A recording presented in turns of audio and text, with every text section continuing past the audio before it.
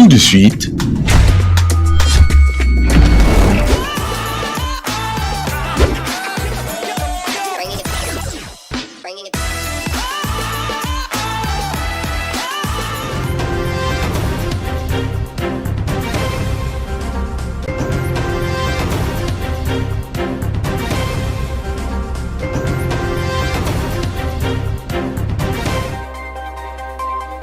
le nouveau ministre d'État en charge de la Justice et garde-sceaux a effectué une visite d'inspection de bureau de ce ministère, question d'entrer en contact avec ses collaborateurs. La situation sécuritaire s'améliore peu à peu après les opérations de FARDC contre la milice MAPI et des populations déplacées commencent à regagner leur village, notamment à Kabarolé, en territoire du Roumo, dans la province de l'Ituri.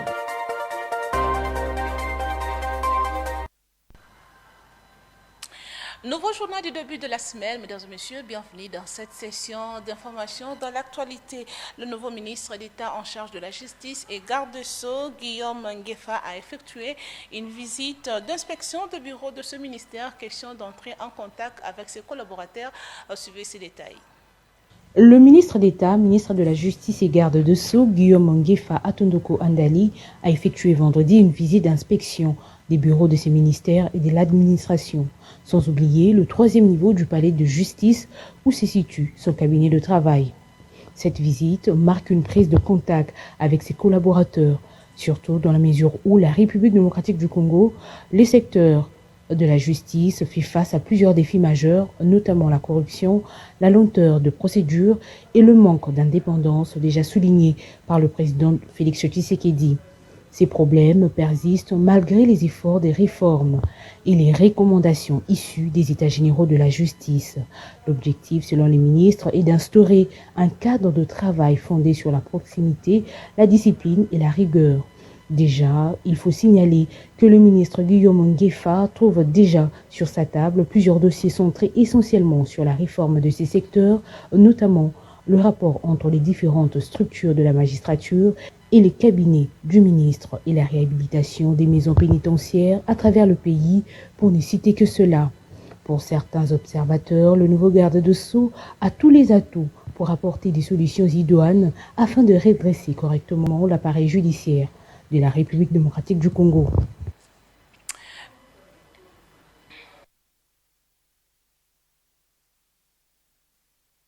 La situation sécuritaire s'améliore peu à peu après les opérations de FARDC contre la milice MAPI. Des populations déplacées commencent à regagner leur village, notamment à Kabarolé, en territoire du Roumo.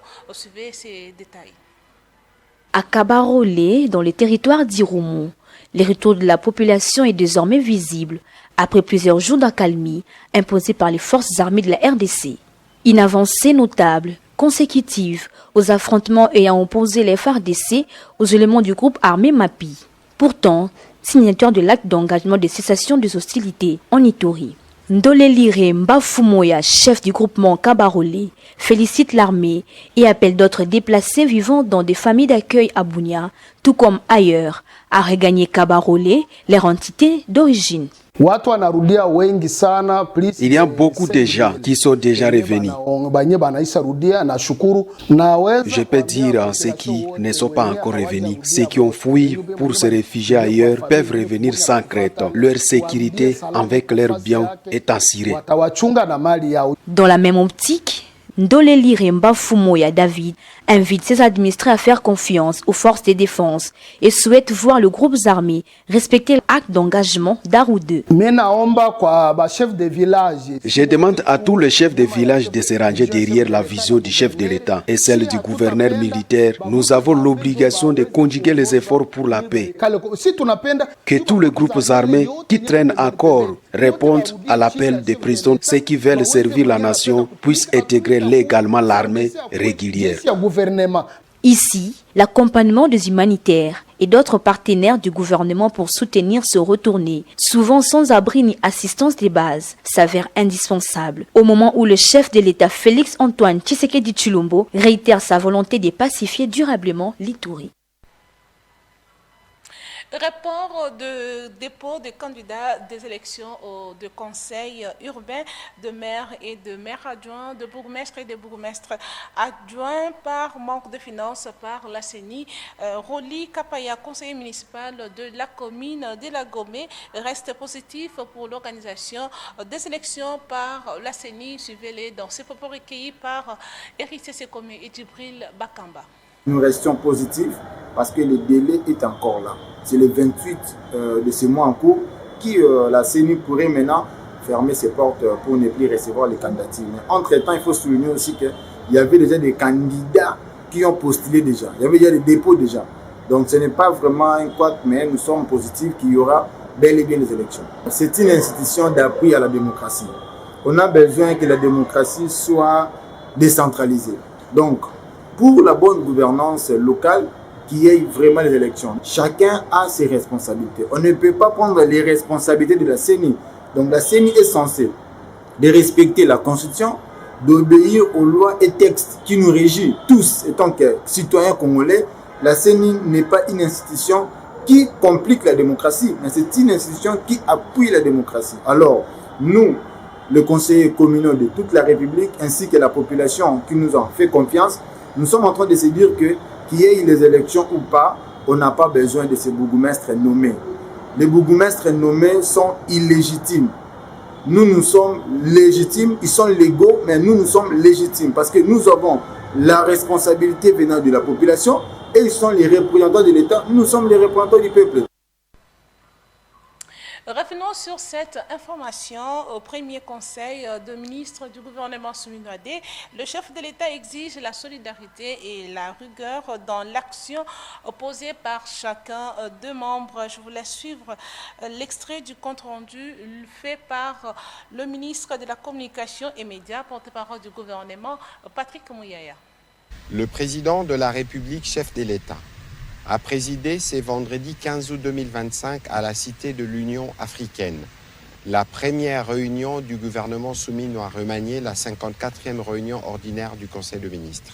En ce jour marquant la première réunion du gouvernement souminois 2, le président de la République a adressé ses félicitations républicaines à chacune et chacun d'entre nous pour avoir mérité la confiance placée en nous afin de servir la République et par-delà notre peuple.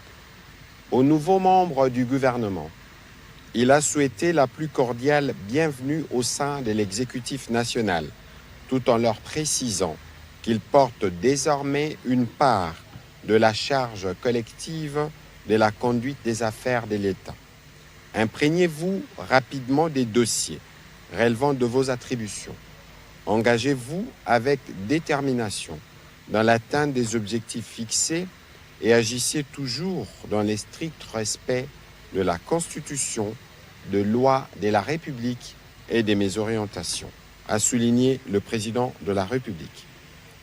Aux membres du gouvernement reconduit, il a salué le travail accompli au courant du mandat précédent, martelant que leur reconduction est à la fois un signe de confiance et un appel à redoubler d'efforts et d'insister. Vous connaissez les défis, les attentes et les leviers d'action. Il vous appartient désormais de produire des résultats plus visibles et plus tangibles. Dans la nuit du samedi à dimanche, les forces armées de la République démocratique du Congo et la police nationale congolaise ont interpellé plusieurs personnes de la deuxième phase du bouclage mixte organisé dans le port longeant le fleuve, précisément au niveau de Baramoto. Suivez ces reportages de Léon Singimbi et Junior Twendele. Après examination cas par cas, seulement 30 personnes ont été arrêtées car reconnues pour leurs crimes. Certaines ont été relâchées et d'autres sont en attente de vérification de certains renseignements. Les 30 arrêtés ont été acheminés à la 14e région militaire. L'adjoint du commissaire provincial de la police ville de Kinshasa, chargé des opérations, le commissaire principal Faustin Numbi a fait, au nom du commissaire divisionnaire Israël Kantou Bakoulou, le débriefing de l'opération en s'adressant à toutes les unités. Au nom du commandant ville, pour deux briefings, parce que c'est lui qui a tenu notre briefing ce soir, et je vais transmettre ces mots tels qu'il m'a transmis. À Pessi Longonia, une opération ciblée mixte, dans sa deuxième phase, à Sengi Nabiso, to continuer ou soit to accentuer pacte Nabiso,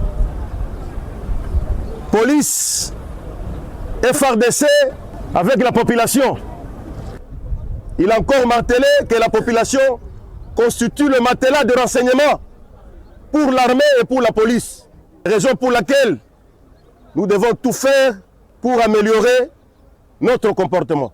Bato bakanga miawa, oui, totiki bango na maboko ya 14e région militaire. Oya ko kendeli susu ko exploiter ba source de renseignement pour te babatouana baza banani. Commandant, nous sommes dimanche. N'oublie pas que le service continue. Aux ongi na unité na yo, oko préparer. Ba oyo bazali komi pour la patrouille. Ba oyo bamusu bakozala pour la tournée et sans oublier piquer na yo. Changeons de chapitre, parlons éducation dans ce journal. Bonne nouvelle pour la faculté de médecine de l'université Révérend Kim. Les travaux de construction de cliniques universitaires de cet alma mater évoluent à pas de géant. Suivez cet extrait.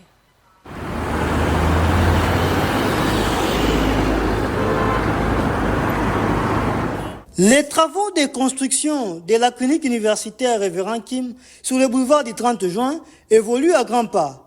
Sur place, l'équipe des constructeurs s'active à faire sortir des terres congolaises un cadre hospitalier de 8 niveaux offrant des soins de santé de qualité. Monsieur Im Ok Yoon, directeur du projet, explique ici les projets en cours. Nous sommes en train de construire l'hôpital universitaire Révérend Kim. C'est un hôpital qui rassemblera différentes spécialités. L'hôpital occupera une surface plus ou moins de 10 000 mètres carrés, constituée d'un sous-sol et de 8 niveaux. La structure sera faite sur béton renforcé. En quoi les directeurs du projet, ces travaux vont toucher à leur terme en avril 2026. Toute l'équipe, autant côté gestion que côté technique, sont en train de faire leurs efforts pour que nous puissions finir cette construction en 2026, l'année prochaine en Afrique. Hormis la dispensation de soins de haute qualité, la clinique universitaire Révérend Kim va également servir de cadre pour l'enseignement pratique des étudiants en médecine à l'université Révérend Kim.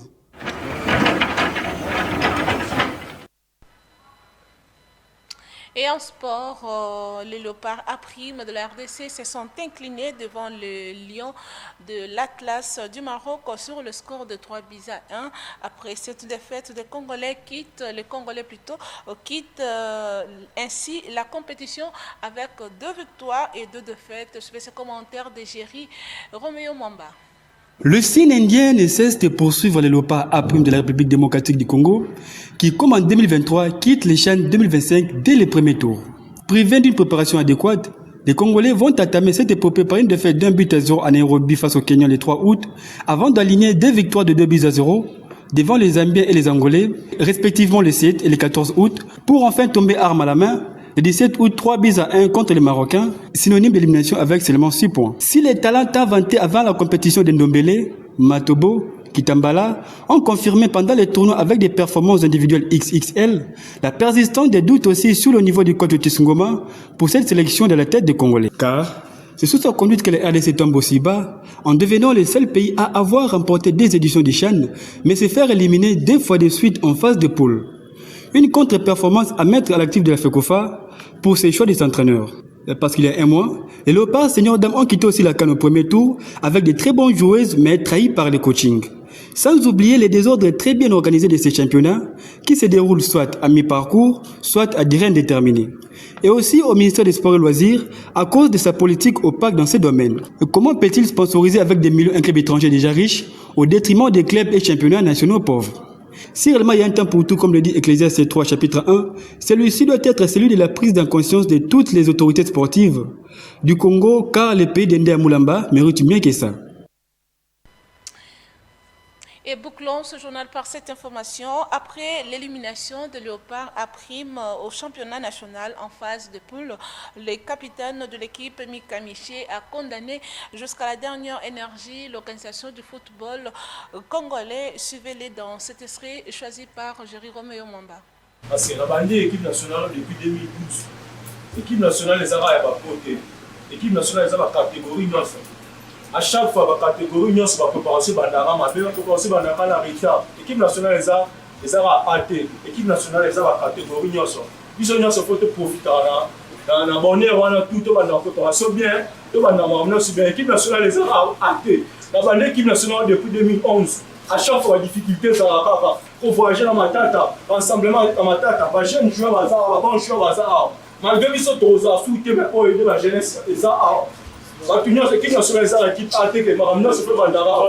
Souffrance c'est à ma casse. Préparation bandara la retard. Alors tu vas jouer bien. L'équipe nationale est l'équipe nationale à catégorie nyoso. Quel que soit le joueur va ça.